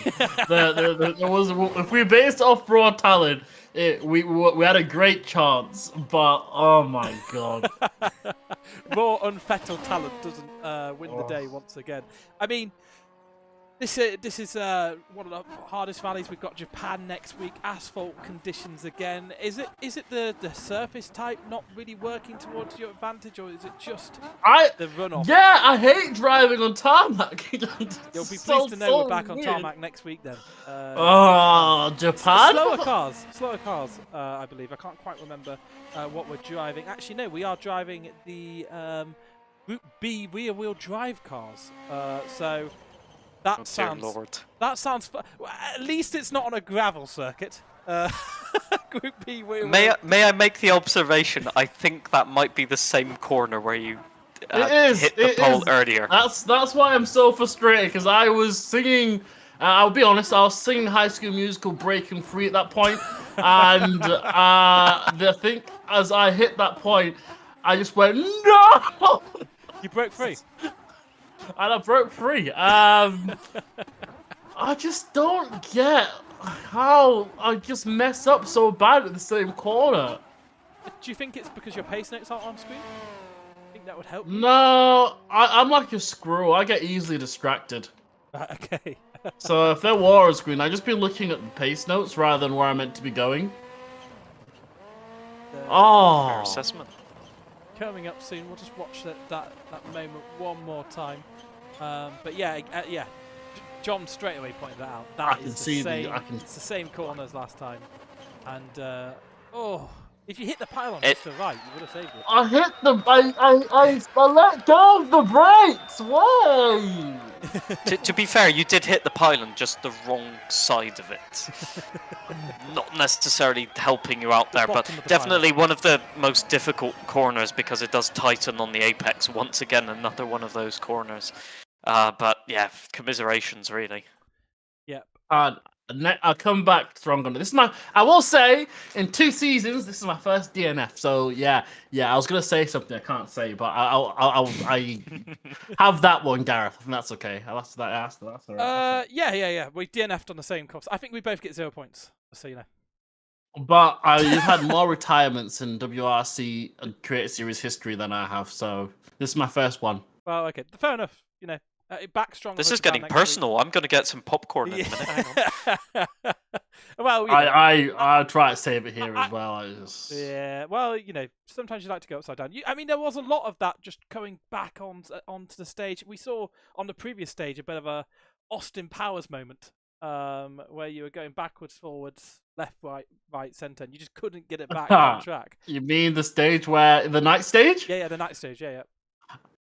I heard acute left, and because I couldn't see very well in the night state, I didn't see it. So I went straight looking for it. I didn't see it, so I reversed. I did a 90-degree left turn, and there was a wall, and I was like, okay, it's not there. So then I had to just start looking. I don't know where it was. Well, we'll let you go, and maybe we'll talk to you at the end once all the drives over. Maybe we won't, but Dirk, again, pleasure having you on the broadcast, and your first full DNF from the series. That's pretty good. I think you wouldn't be the only one tonight, even if we had more creators. It's just a very, very challenging circuit. It's just brutal, man. It is absolutely. Let's not let the fans do that again, because it's just look at this. Never let the fans vote. Never let the fans vote. The fans are wrong, not us. Right, fantastic. We'll head back to the action actually, because I believe we have hit on to the final stage now. Punju and Kamakazi are certainly out there pushing the limits, trying to find any kind of time. And Punju was not hopeful of doing well here, and he's already a little bit behind the likes of Kamakazi. If we're looking at pure pace out there, going through the sector line, I think, that's about 2 seconds, 3 seconds ahead for Kamakazi. Yes, indeed. Just the sheer commitment that Kamakazi is showing. I do think he saved his tires a little bit as well. I think Punju might have worn tires for this stage. I'm not quite sure.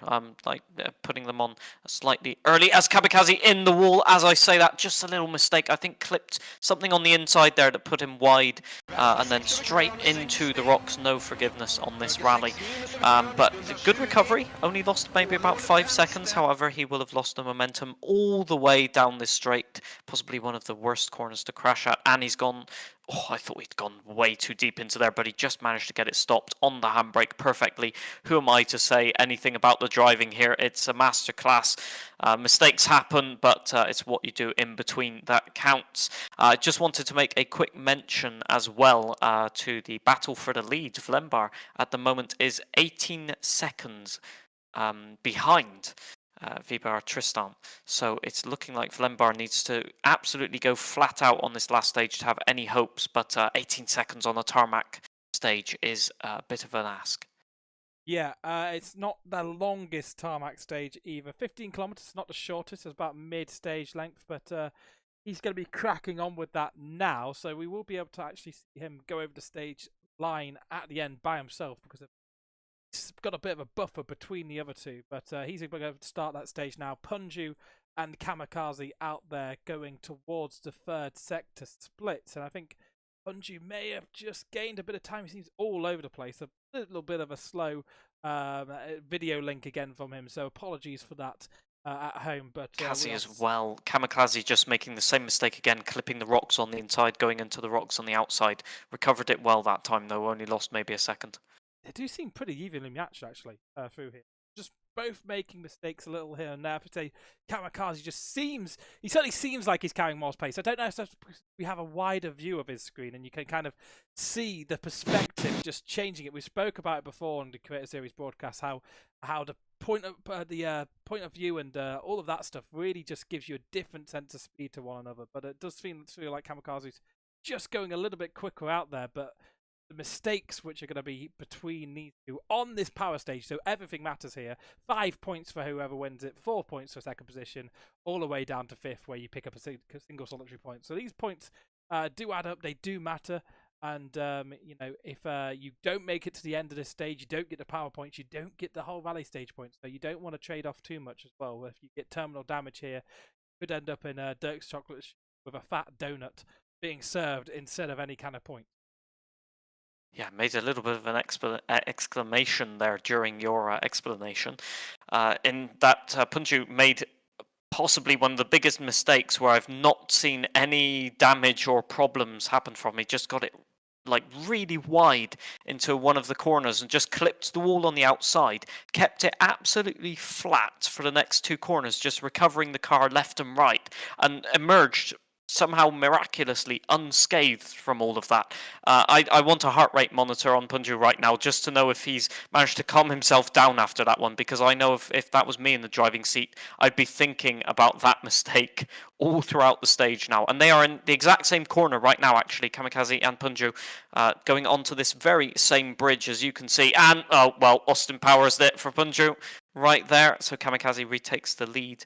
In terms of time, Kamakazi is about, I'd say, maybe 10 seconds in front, approximately at this point. But you can see really Kamakazi just taking a few more kilometers per hour into every single corner, just pushing flat out. He wants that stage win. He wants that finale. And Punju's more about getting to the end now. He has not DNF'd as far as I can recollect. So much has happened during this rally. So he really wants to finish to get those points to defend his title. Yeah, fighting for every single point. So it was 5 seconds at the previous split that Kamakazi was leading by. That was before Punju pitched his car into the wall and, probably cost himself another 5 seconds. Kamakazi's faultless through that 6th sector. Goes over the split point now. It's a 5:44 for him. Punju coming around the corner. Yeah, it's a 5:56, so 12 seconds behind at this present in time. So looks like Punju may have to settle for 3rd position here, presuming Vlembar hasn't made any big mistakes. Vlembar's been setting the pace on stream, so it'd be a big mistake for him to lose out on those points now. So we will jump over to him as soon as these two get their stages done, get the rally done, and complete round 1 of Season 2 of the EA Creator Series WRC Club. And very much thank you everyone who's tuned in so far, and it's been a pleasure having you on in here to chat to and Kamakazi. Oh, sorry to interrupt. Once again, Kamakazi so close to going off the road. He had at least 3 wheels there off the road. And I think Punju's gone off at the exact same corner there. Incredible. Punju all the way off the road, however. He's sliding down the bank. Can he get the reset penalty? Okay, he does. He gets the reset. But both drivers going off at the exact same corner. It's mirror images at this point. Yeah, but Kamakazi didn't lose time, and Punju did. So Punju's gone for a massive roll there. A reset 6-second penalty. That was a big mistake, and he's shouting, gesticulating in the bottom left-hand corner. He's not happy with that mistake, but he's caught it 6-second penalty. That's probably going to set him down in 3rd position here on this power stage. So probably looking at 3 points. Kamakazi now finally coming to the end of this stage. About 7 minutes 22 on the clock so far. The fastest time overall was a 7-minute 35. He's not going to beat that. He's just a little bit too far away, but I wouldn't expect him to be too far behind here. Maybe only 10 seconds or so away from the absolute best on this stage. So a lot of people making a few mistakes here and there. No one having an absolutely perfect stab of it. Final acute right there. Absolutely judges that to perfection. Knocking out the WRC board for boot. And it's going to be about 15, maybe 16 seconds off the pace here. Absolutely flying finish. And huge. 7:53 for Kamakazi. Now Punju coming to that same tricky final section here. Right-hander. Let's see how Punju does it. Again, both of them taking out that ball, but one of them ending bottoming out. Yeah, that's maybe a little. Yeah, he bottomed out on the front and just lost all ability to turn there, unfortunately, on the last corner, effectively, of the rally. That's why I said it's not over until the last corner. 8-minute 46, so they were neck and neck at one point, but he ended up best part of a minute behind, 7:53 for Kamakazi, and it was into the 8:40, sorry, for Punju. So. He won't be too happy with that. I think he could have been on for 2nd place if he kept those mistakes at bay. But indeed, those mistakes did creep in. Let's head over to Vlembar, who is our final man out on stage, the final creator here today to follow through. And he's been sublime today, hasn't he, John? He certainly has been a demonstration of how to play this rally effectively in perhaps the slightly less favourable car, so maybe running with a tiny bit of a disadvantage, or was that tactics? We have no idea. But he has effectively not put a foot wrong every single stage. I think the most mistakes I've seen is maybe putting a wheel on the gravel and just recovering it as if nothing happened. It's been a sublime performance, and just at one with the car, at one with the pace notes, at one with the setup, at one with the tire wear as well. Indeed, making it look easy. And I wish my driving looked this easy, to be fair. Yeah, I mean, with the buffer to 3rd place that he has going into the final stage, you'd think he'd back off the pace a little bit. He's 1:40 behind his 3rd place man, but he's only 18 seconds behind. So he's got about 1:20 on the car behind, 18 seconds ahead. That's going to be a big gap to close down. As you said, and Vlembar pushing, and getting back onto that one. Good little recovery there, but that's probably cost him another couple of seconds. He did indeed win stage 7, the fastest time so far. Of course, there is a few hours left on the club. Some people could go in and pinch it. Someone like Eyes Amusing, certainly. But Vlembar absolutely pushing here. He's not taking anything for granted. And is that mistake going to be costly enough for maybe Kamakazi to creep in? I don't think so. I don't think so, no. There was maybe 5 seconds lost, but Kamakazi lost about 10 seconds overall on that stage. He should be okay, but obviously for a driver of Vlembar's caliber, it doesn't matter. You want to go for the race win, you want to go for the stage win, you want to go for the corner win if you can. You want to be fastest on every single corner, every single braking zone. And I'm sure he'll be very disappointed that, for one, he couldn't win the rally, and for two, he couldn't keep the power stage clean. But overall, in terms of mistakes, this is possibly the least mistake-strewn run, maybe we could say. So, yeah, credit to him nonetheless. Yep, so coming over the flying finish now, it's a 7-minute 53. So that is very close to the time that Kamakazi set, actually. So maybe he made a few mistakes earlier on in the rally, but I'll try and get a little bit of a quick recap of that one. So I think Kamakazi came in fish. He did a 7:53.575. Vlembar's just edged that one out. So he picks up the power points. 5 power points for Vlembar. That's it, just a little mistake is the difference between him and Kamakazi on that stage. Vlembar confirmed 36 seconds behind Tristan. So yeah, must have made another couple of mistakes out there before we joined his onboard on that one. But yeah, still incredible times. Look at the gap going down to third place. His fellow compatriot German ZYQC, just not in the same league as Vlembar's Tristan. Yeah, over 55 minutes of driving, it turns out that the little mistakes, or indeed the faster pace, does pay off after a while. It just shows how many mishaps have happened to our drivers here, whereby the top 10 is literally 4 minutes apart. That is quite considerable for any driving series, including for the WRC.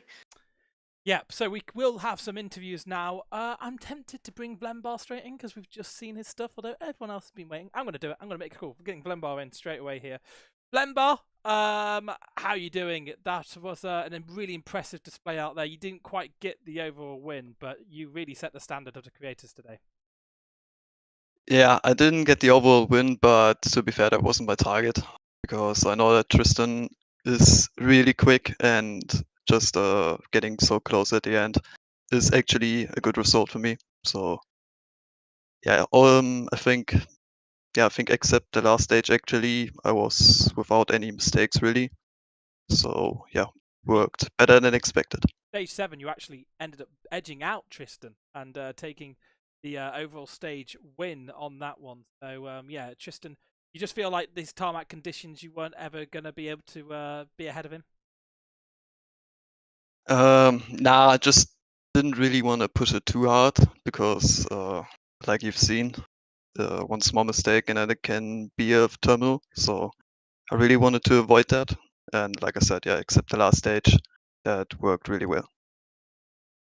What was your, if I may ask, what was your reasoning behind taking the Polo rather than Fiesta? You're the only driver of this evening to take the Polo. Well, I'm German, so I guess I gotta take the German car. That's it. I said that, didn't I? Pretty simple. I said, he's chosen the car that of his own land, the Volkswagen, the people's car. And yeah, you did really well, to be honest. And do you think with the Fiesta you could have gained any more seconds anywhere? Do you think that would have been a better car overall, or do you think the Polo is your car? Probably not. I think I'd say I'm more used to the Polo. I think I've barely driven the Fiesta at all. So yeah. Fantastic. If you've got anything else for Vlembar, John, or is? Well, I just I want to ask, how do you do it? Quite simply. Yeah, just taking a bit of caution, but still trying to push as much as I could without taking too much risk. So yeah. Sounds like skills. And also without many training, without a lot of training. So without a lot of oh, he's just rubbing it in at this point. You just kind of come to it fresh, right? Yeah, I wanted to approach the season in a more fun way, more relaxed, but yeah, that really is didn't really seem to work out that much. So. Blembar is very quick, and he doesn't even need to practice, guys. So everyone in chat, join the lobby and put Blembar to the swords, because I think you need to take down a peg or two if you're coming in with no practice and then putting on display like that. That was fantastic. Blembar, we'll of course see you throughout the season. Thank you very much for joining. And we're going to pull in the next person. We're going to pull in Kamakazi, who was on similar pace with Blembar. Kamakazi, how are you doing? Very, very close there on that final stage with Blembar, almost picking up all 5 power points, only 2 attempts in it. Are you happy overall with your performance today? Yes, I'm pretty happy. Consider the amount of training we had into this, and yeah, it's take a couple of hours to get warm. So yeah, I'm pretty happy.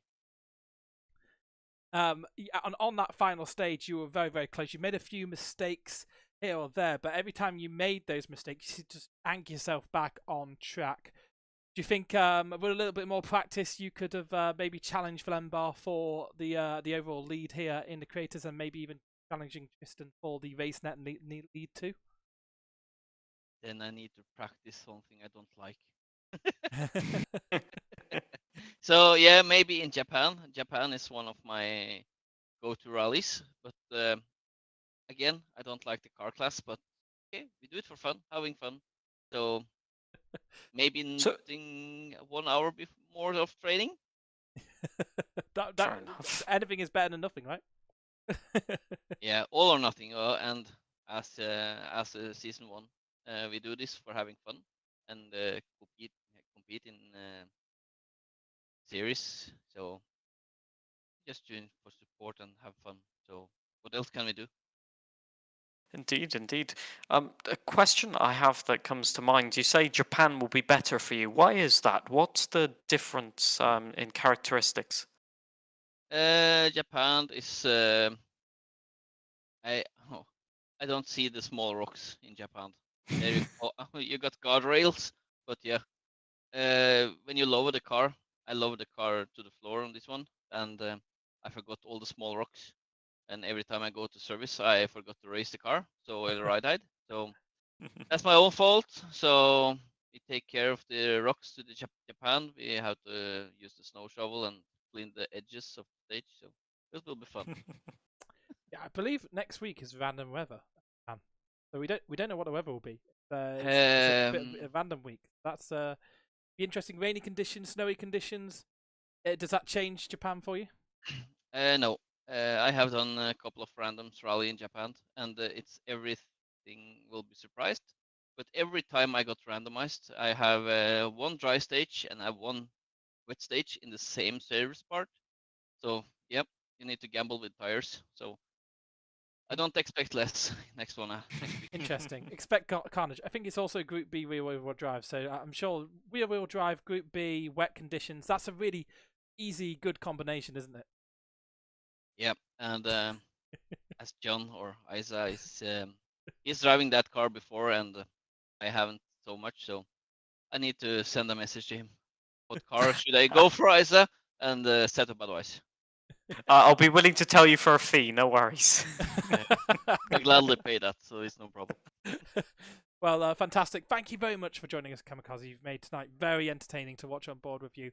And yeah, it'll be fascinating to see how you do later on through this season. For now, we will move over to Punju, last year's champion. We'll show your name every single time. And Punju, you're in the broadcast booth. How did it go out there in the end? You seem to be on quite good pace throughout that final power stage. Actually, only 5 seconds in it, maybe leading at certain points against the likes of Kamakazi. But then over the final part of it, you just ended up losing about a minute overall. How do you feel about your performance on that power stage? I mean, honestly, I was feeling really good. It was like one of the best runs I've probably ever done, like in general. I've been trying to watch back this replay because it was like so good.